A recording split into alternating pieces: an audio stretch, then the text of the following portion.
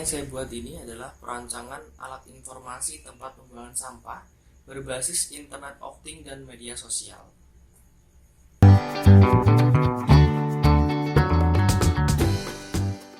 Manfaat dari alat yang saya buat ini yang pertama itu dapat membantu petugas dalam monitoring pembuangan sampah yang tidak tepat waktu dari waktu yang sudah ditentukan. Yang selanjutnya, petugas akan mendapatkan informasi secara real time berupa capture atau foto yang akan dikirimkan langsung ke aplikasi Telegram. Dari data-data yang diperoleh dari alat ini, petugas akan dapat memberikan sanksi sosial kepada pelaku pembuang sampah melalui media sosial seperti Facebook, Instagram, dan lain sebagainya. Nah, jadi dengan sanksi sosial ini diharapkan dapat memberikan efek jera bagi pelaku-pelaku yang sering membuang sampah tidak pada waktunya gitu.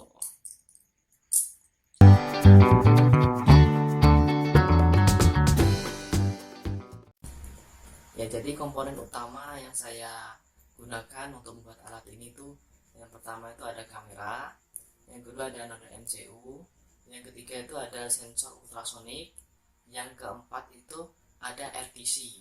Nah, itu adalah komponen-komponen utama yang saya gunakan pada pembuatan alat ini.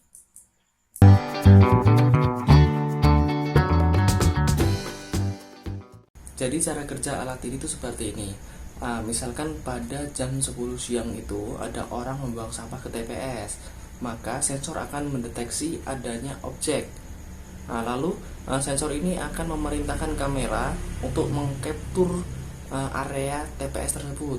Maka orang tersebut akan terfoto ya atau tercapture. Lalu hasil capture-nya ini akan terkirim ke aplikasi Telegram. Jadi seperti itu. Nah, jadi alat ini tuh akan bekerja pada pukul 6 pagi hingga pukul 6 sore sesuai dengan peraturan daerah yang ada gitu. Nah, jadi alat ini tuh akan memberikan informasi terus-menerus atau secara real time, secara langsung ke Telegram itu pada pukul 6 pagi sampai pukul 6 sore. Nah, di atas pukul 6 sore itu kamera sudah tidak lagi aktif ya, jadi tidak akan ada informasi di Telegram lagi.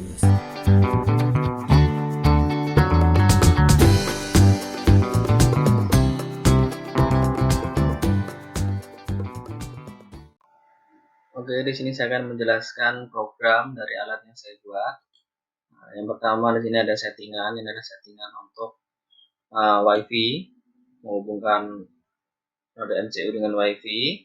Di sini ada SSID dan password. Ini kita sesuaikan nama WiFi kita apa. Nah, di sini gantinya. Ini namanya, ini passwordnya. Selanjutnya di sini ada settingan untuk menghubungkan ke Telegram. Terdapat token. Token ini didapat dari pendaftaran di Telegram kita. Caranya kita ketikkan bot folder. Nah, seperti ini. Kita klik. Untuk yang pertama kita start. Selanjutnya pilih new bot. Lalu nama telegramnya apa, misalkan informasi TPS ini, dan nama username-nya apa. Nah, misalkan seperti ini, informasi TPS bot. Lalu kita akan mendapatkan tokennya seperti ini ya. Token ini kita copy ke sini. Selanjutnya untuk ID bot Telegram ini kita dapat dari ID bot. Kita ketik saja sini. Nah, sini kita start. Selanjutnya kita pilih /get_id. Nah, kita dapat ID botnya, ID bot kita.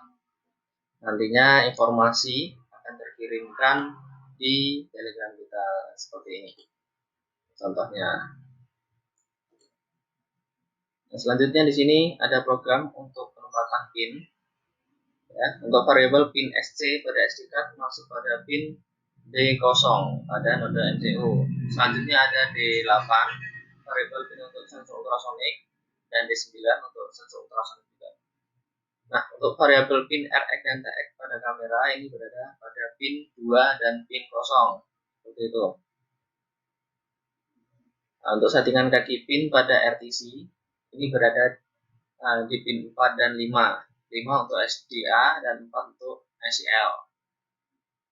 Ini settingan untuk set manual pada RTC. Nah, ini kalau kita mau set manual, ini kita ketikkan di sini tahun berapa, mau bulan berapa, mau tanggal berapa, jam dan menit. Jika ingin tidak manual, kita aktifkan flashnya, dia akan mengikuti jam pada komputer atau laptop kalian. Nah, ini untuk mengecek error tidaknya SD card. Nah, ini seperti itu.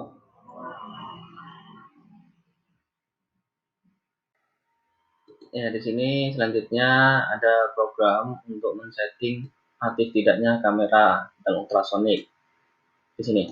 Nah, ini misalkan kita setting pada pukul 6 sampai dengan pukul 18 dengan jarak kurang dari 200 cm, maka kamera akan aktif dan bisa mengcapture jika sensor mendeteksi adanya objek kurang dari 200 cm. Lalu akan mengirimkan juga sebuah teks notifikasi berupa ini, seperti ini ya. Nah, contohnya seperti ini lah. Ini hasil capture-nya ini, dan ini teks yang akan ditampilkan di Telegram. Ini akan Telegram seperti itu. Nah, jika pada pukul 18 ke atas, di atas 18 dengan jarak 200 cm, nah, ini kamera tidak akan aktif ya, hanya sensor saja yang terbaca seperti itu, dan informasi tidak akan dikirimkan ke Telegram. Jadi informasi ini dengan settingan seperti ini, informasi yang dikirimkan ke Telegram itu hanya pada pukul 6 sampai pukul 18. Di atas itu Telegram tidak akan menampilkan informasi dari alat ini seperti itu.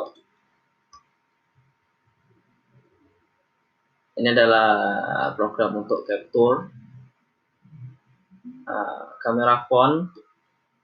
Ini jika kamera terdeteksi, no phone jika kamera tidak terdeteksi. Ini adalah settingan untuk ukurannya, ukuran gambarnya. Ini ada 160, 320 sampai 640 kali 480. Untuk menyetingnya di sini, misalkan kita ingin ukuran 640 kali 480, maka kita ganti ini. Oke, kita ganti 0. Semakin besar juga ukuran datanya. Kita kasih ini aja, agar proses pengiriman ke Telegram tidak terlalu berat.